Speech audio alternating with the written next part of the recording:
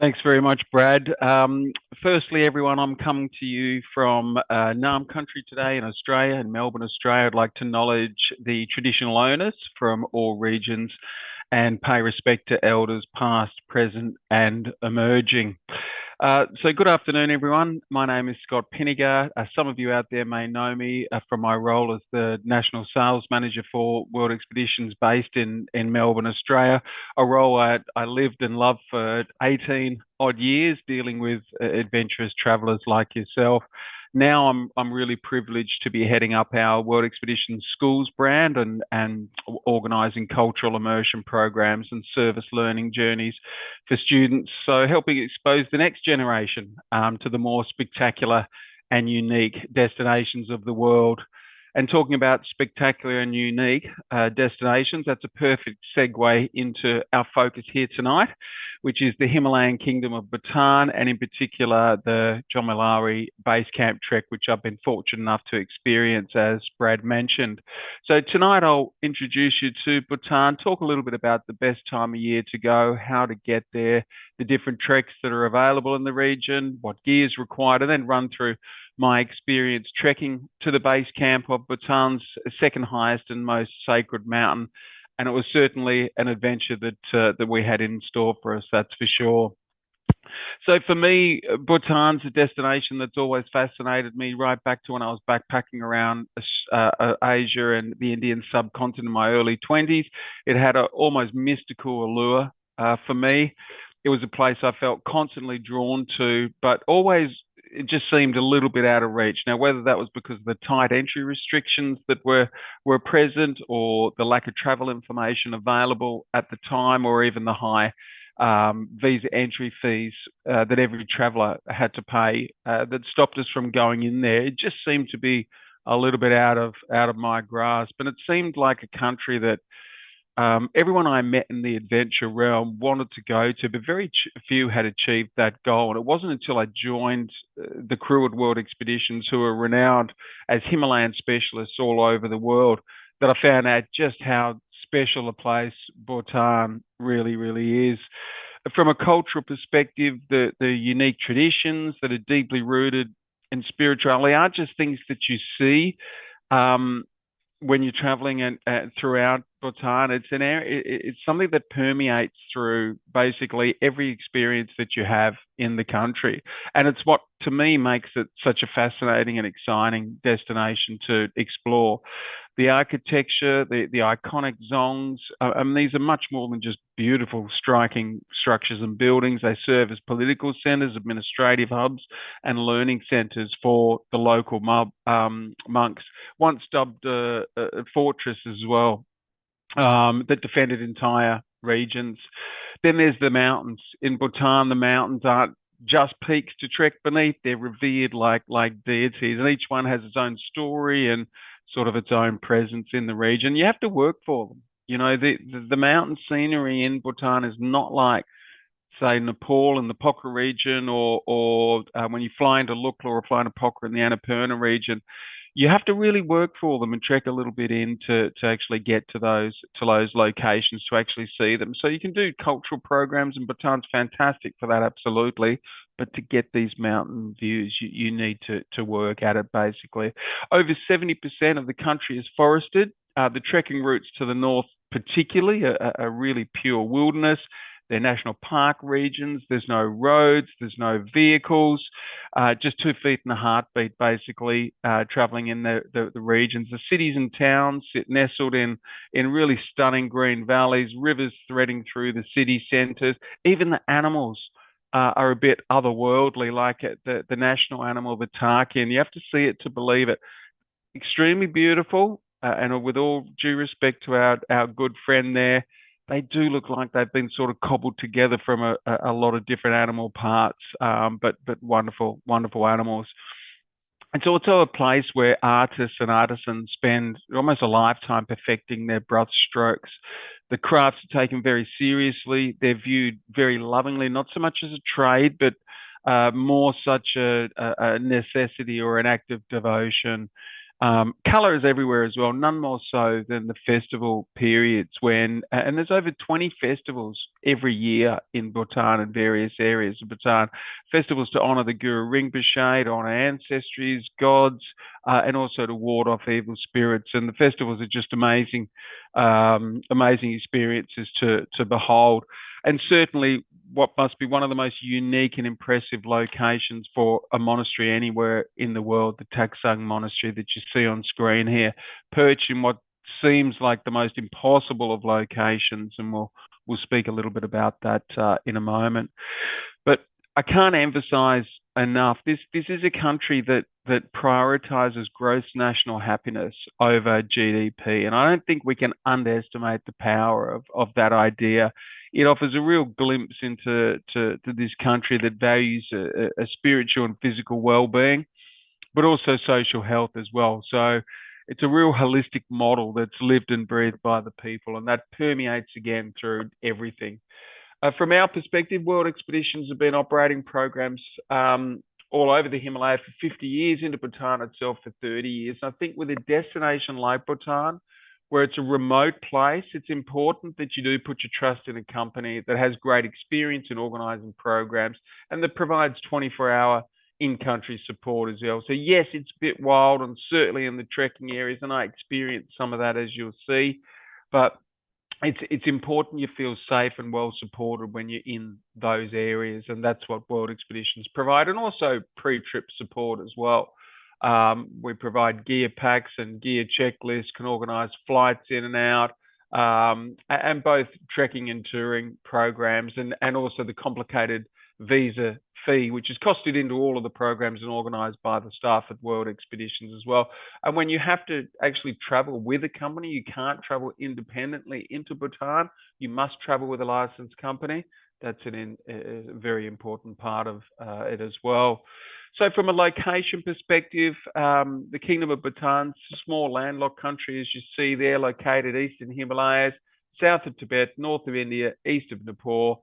Huge elevation range from 200 meters in the very south up to over 7,000 meters in the north, where the mountains reside. And within that range, you have incredible diversity in both flora and fauna in the region. From a time of year to travel, there's two main seasons from a trek perspective anyway. Spring season, which is late March to May. You can see the average temperatures there. This is, think rhododendrons, think flowers in bloom, festivals, clear skies, great time of year to go. And the other time of year is autumn, which is late September to November. Again, temperatures on screen. It's the most stable time, really crystal clear mountain views, and also beautiful autumn colours as well coming through at this time of year. So the Bhutan visa, it's also known as the Sustainable Development Fee, or the SDF. That's a fee that the Bhutanese government impose. It's $100 per person per night, plus there is a $40 application fee as well. So a 12-day program in Bhutan, you're paying $1,240 or just around 2,000 Australian dollars before you actually even set foot into the country. Now, the good news for that is that that's included in all World Expeditions trips, but also that fee plays a central role in Bhutan's unique approach to this sort of high value, low impact tourism and their response to over tourism, if you like. It's the way that Bhutan limits the amount of people that come into the country, and that money funds environmental conservation, cultural preservation, free healthcare and education for all citizens, tourism infrastructure. So it's quite hard to argue against the concept itself. Pre-COVID, the peak of visitation into Bhutan was around 70,000 people at one stage. Last year, that was around 40,000. So it certainly hasn't regained that impetus that it had prior to COVID. Now, just to put that in perspective, 40,000 people a year going into Bhutan. To put that in perspective, 1.2 million people travel to Nepal at the same time. So you're getting basically 4% of the tourists go to Bhutan that actually go to Nepal to experience Nepal, which is quite astonishing. So the ways to get into Bhutan itself is Druk Air or Bhutan Airlines are the only two airlines that actually fly into Bhutan. They go daily from Bangkok. less often from the other routes that you see on screen: Kathmandu, Delhi, Kolkata, Bagdogra, Singapore, and Dubai. Our team again can help arrange those as well. So there's a number of different trek routes in Bhutan. The three sort of main ones, if you like. One that I'll be talking about or focusing on tonight, which is Jomolhari Base Camp. That includes 8 days of trekking. That's the yellow route that you see on screen there. And as you'll see, the other two treks all start and do a bit of a turnaround to Jomolhari Base Camp in the same manner. But the Bhutan High Trails then carries on over another 3 high passes in addition to the 2 on the Jomolhari. That's a 12-day of trekking. And then you've got the Bhutan Snowman. And the Bhutan Snowman is one of the most challenging, one of the greatest treks in the world, purely from I think, cultural perspective, physical challenge perspective, being amongst the elements in remote areas. You cannot beat the Bhutan Snowman. 11 high passes in 23 days of trekking up to just below 5,500 meters. So that's a high pass between sort of 4,500 to 5,000 meters every second day of trekking, which is the challenge that you would anticipate it is. Certainly makes grown men and women cry, I think, that trek. But we're certainly one of the only a handful of companies that actually operate that journey every year as well. From a trekking perspective, it's all wilderness trails. There's no tea houses or lodges up in the north where the mountains are. So we, from a World Expeditions point of view, we provide a full gear pack, high altitude down jacket, sleeping bag, kit bag, which the crew carry. So you have a full crew, donkey support, etc., that goes with your polar fleece inner as well. And it's all camping. So it's all wilderness camping once you're out in these areas. And we provide a full gear checklist as well. Now, pardon the bit of a blurry photo, but it is there for a reason. When you're flying into Bhutan itself, you're thinking as you're traveling over, where are we going to land? It's a real mountainous country. There's huge, big valleys everywhere. You actually fly into Paro. It's not the capital. So Thimphu's the capital, but there's nowhere to land. So Paro is the only area, the Paro Valley, where you have this sort of strip that is wide enough and long enough to be your landing strip, and very spectacular, wonderful flight to arrive in. Once you get there, architecture's on display already at Bhutan at Paro Airport, as you see there. We were met by our guide, Nyamko. He puts a smile on my face every time I see him. Fantastic guy. He was to prove his worth so many times over this journey, over the 12 days. Became our friend. Great interpretation about cultural and spiritual perspective. It was quite enlightening, really. And he really helped make the journey what it was for us. The actual Paro Valley itself, where you fly into, I went in October, so it was really like a patchwork quilt. It was due just on harvesting time, so you can see the farming communities. I mean, that's Paro, the whole town of Paro, what you see in front of you there. So the airport's just down to the left-hand side there, and a really spectacular place, really easy to explore, 2,200 meters above sea level. So we spent the first afternoon just acclimatizing. Hotels were great, really nice sort of Bhutanese architecture as well. Tashi Namgay or the Kitchu Resort were used there. And there's also, you can upgrade or extend on for a little bit longer. There's some really beautiful upmarket luxury properties there, like the Umaparo and the Ziwiling, that you can stay in as well. So you can speak to our team about that. So that first afternoon was an acclimatization day. Next day, we're out and about exploring the Paro Valley itself. You can see Greg here was on my group taking photos. So you've got the main Zong, the Paro Zong underneath you there. We actually started just above that at the Paro National Museum. And that was built in 1649. It was a watchtower over the incredible Paro Valley. Contains over 3,000 works of Bhutanese art spanning 1,500 years. So a really good sort of accessible start and introduction to the Bhutanese culture. And just underneath the watchtower there is the Paro Zong. So you can see the watchtower in the back right-hand corner there, and the Paro Zong underneath. Built in 1646, and this acts as the religious, administrative and defensive headquarters for Paro and the Paro district. Still home as well to hundreds of monks, and the site of many of the main festivals that are held in Bhutan. Contains stunning architecture to which all the other monasteries in Bhutan and the region are built, intricate carvings and murals. And again, the Amka here, our guide, was indispensable, relaying the history and the meaning of the murals and tankas, etc. So really brought a wonderful element to it.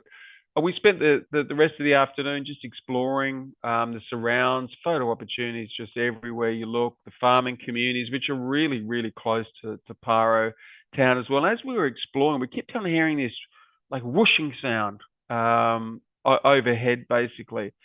And we sort of followed the noise a little bit and saw this large group of people being really, really festive, indulging in a game of archery. And archery is the national sport in Bhutan. It's a deeply cultural affair, deeply passionate affair, very much a social tradition as well, all about community and competition, but also humor and honor. And let me tell you, Bhutan archery is not like, say, Olympic archery. There's tiny targets that are a couple of feet high, placed 145 meters apart. So that's double the Olympic distance, and the sport is played in teams.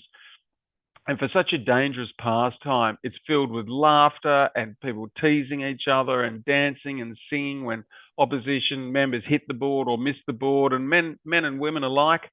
It was just one of those great unexpected moments for us just to relax and join in the fun and sort of be a part and witness the spectacle, if you like. Rest of the day, we just spent wandering around Paro and the valley, and the top left there, just kids will be kids everywhere you go. You know, it was really beautiful. You can see the darts in the background as well. They have these huge dartboards that they throw these darts at. And that's one of the favourite photos I've ever taken in my life. It took at the Bhutanese markets that first afternoon that we were exploring Paro. Next day is an acclimatization walk, and this is up to the famous Taksang Monastery. So you can see Taksang on the little hill that's sort of carved out, second mountain to the right-hand side, about 3/4 or higher than 3/4 of the way up the hill. So you're 2,200 meters in Paro. We actually go up to drive up to 2,600 meters and start the trek. And Taksang itself is located at 3,210 meters above sea level. So this is a really great acclimatization walk. And everywhere you go, you're reminded about your well-being and respecting the environment. And the right-hand photo there is a look at the scenery from Taksang looking back out. So again, over 70% of Bhutan is forest areas. The government have a mandate in place. It has to be above 60% at all times.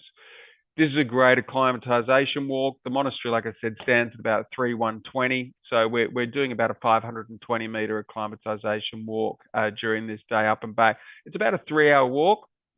The killer about it is you go up to this point and then you actually go back down to come back up. So you can see the stairs leading from the bottom left there up to the actual monastery itself. And the monastery, there's no photography that's allowed inside the monastery, but it's a lot more complicated than I expected. It's actually a practicing monastery still. You can go through all the little rooms there, and then you get your hero shot basically going up. And it really is stunning. We had a good couple of hours to explore there. And it was built in 1692. A lot of it burnt down in the 50s and has been rebuilt. But, you know, the story is told that Guru Rinpoche flew on the back of a tigress, meditated up in the mountain there for 3 months, and they built the actual original temple around that cave in 1692. And I just love stories like that whole mystical tale sort of element to things. So on the way down, we treated ourselves to the national dish, amadachi, which is cheese and chili, and that's a main dish, cheese and chili. So the food was fresh and it was wholesome and it was good for what we needed at the time. It's not what I'd call a foodie destination, but we had plenty of it, so we were happy. On to the trek itself. So 8-day trek, fully supported, and wilderness camping throughout, as you can see, and through beautiful valleys to start off with, autumn colours as I went in October, different terrain as you'll see, so well-defined trails down low, but as you get up higher, a little bit harder to see. easing out of the valley. You need good, very good waterproof trekking shoes, important, not sand shoes out in a destination like this, especially in considering how remote it is. We're walking around 4 hours over the first couple of days, each day about 11 to 12 kilometers, up to 3,200 the first night, then 3,700, so slowly acclimatizing along the way.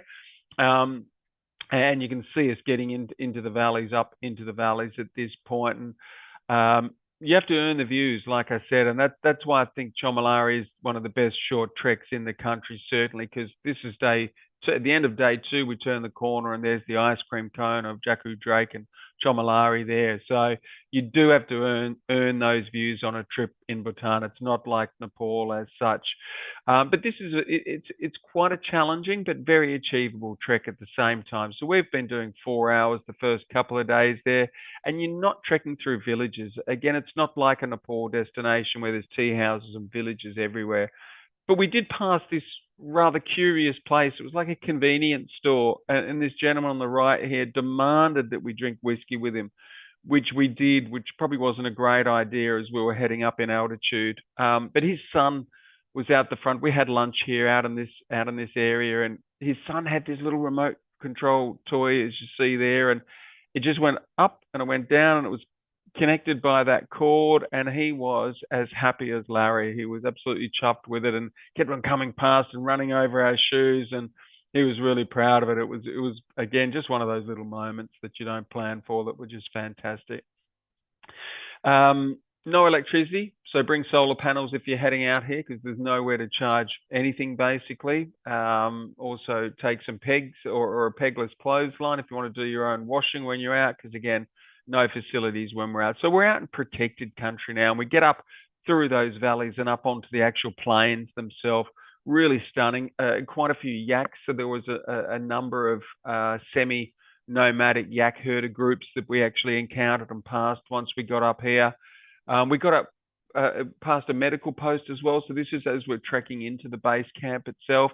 5 hours now. So we've been going 4 hours each day, and now we're up to about 5 hours. So again, you can explore in the afternoon or relax. It's not, 20 or 10 hours trekking each day. So we're just getting up above 4,000 meters at this point, and we met the nurse and her family that were at the medical center. We had lunch there and then set up our camp at base camp underneath Jomolhari itself, and stunning area. There were only 5 other people, basically one French group that was also here at the same time that we're here. So again, just emphasizing that remoteness. Only 40,000 people a year, 4% of the people going into Nepal. So was really quite a special day. And we have a full day here at base camp. Number one, to acclimatize, but also so we can do an acclimatization walk. And this is one of the most jaw-dropping scenes. And we went up on actually a acclimatization walk and saw a little mammoth, which is almost like a gopher, I think, or close enough in Bhutan. And things started to turn a little bit. So it had been all this really clear, beautiful sunshine up to this point. As we were doing our acclimatization walk up, started snowing a bit, and the guides brought us all together. They said, this is very unusual weather patterns. We've not seen this before. It actually turned out that there was a typhoon that was hitting Bangladesh and rolling through the Indian subcontinent, and we were just experiencing the tail end of that, basically.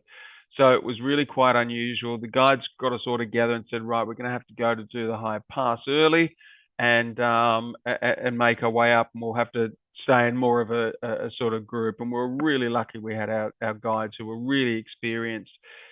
Next morning, a lot of snow covering, and it just got worse during the day. Visibility got to 0, basically. So that's us at the top of the pass there, the Nyile Pass, which is 4,850. We hit a complete whiteout almost. I mean, we had about 5 to 10 meters coverage.